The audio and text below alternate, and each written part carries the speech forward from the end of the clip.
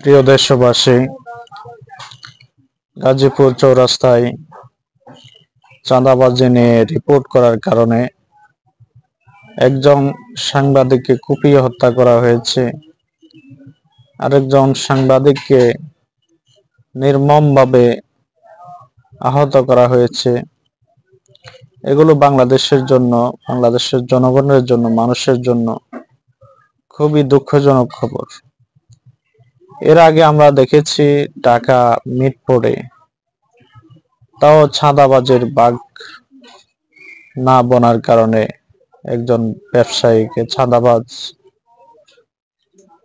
তাদেরকে বাঘ না দেওয়ার কারণে ওই ব্যবসায়ীকে নির্মমভাবে জনমানুষের সামনে উন্মুক্ত জায়গায় ভারী পাথর নিক্ষেপ করে তাকে বর্বরভাবে আইয়ামে জাহিলিয়াতের যে কায়দা ছিল সেই কায়দাকেও যে হত্যাকাণ্ড হার মানিয়েছে।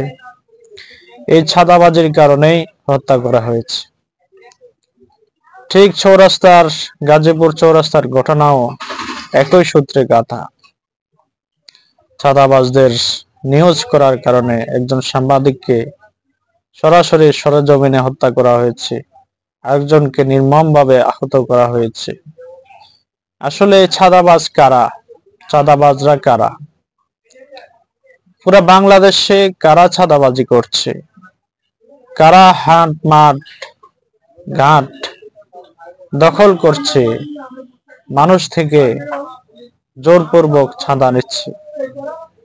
এরা কারা? এদের পরিচয় কি? এদের আত্মপরিচয় কি? এদের দলীয় পরিচয় কি? এদের বংশীয় পরিচয় কি?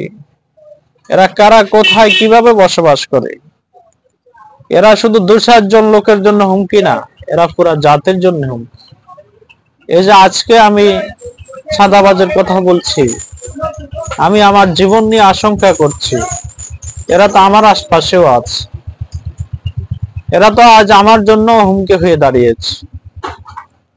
এভাবে আর কতজন মানুষের জীবন গেলে, কতজন ব্যবসায়ীর জীবন গেলে, কতজন সাংবাদিকের জীবন এভাবে বিপন্ন হয়ে গেলে বাংলাদেশ এই চাঁদাবাজ মুক্ত হবে?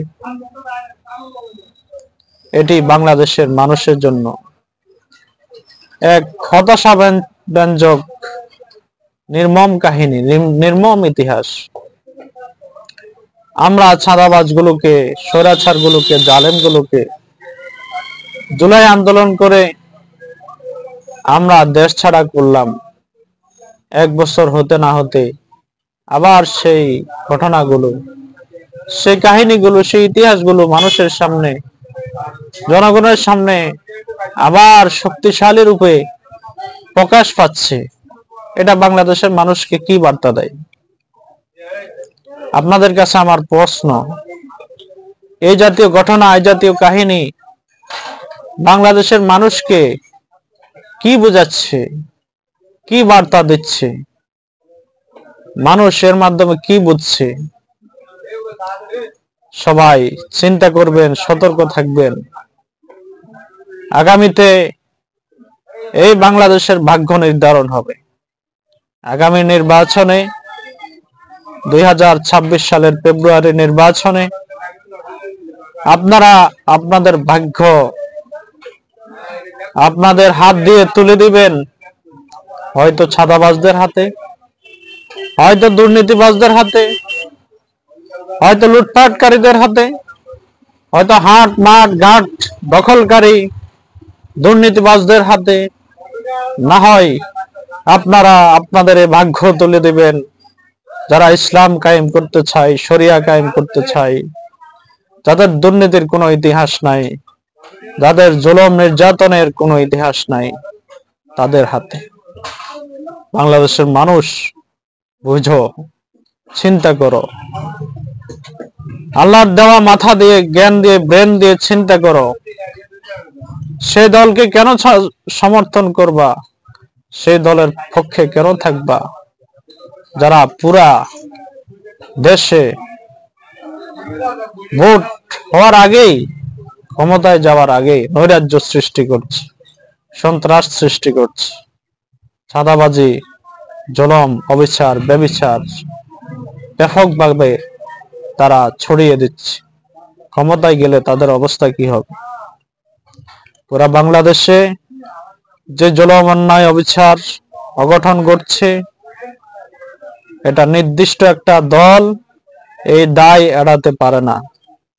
এটা সুপ্রমাণিত, এটা অলীক কোনো কথা নয়, কাল্পনিক কোনো কথা নয়। কাজেই এইসব ঘটনা থেকে আমি বাংলার জাতিকে শিক্ষা গ্রহণ করার জন্য বলবো। আল্লাহ তাআলা আমাদেরকে বোঝার তৌফিক দান করেন।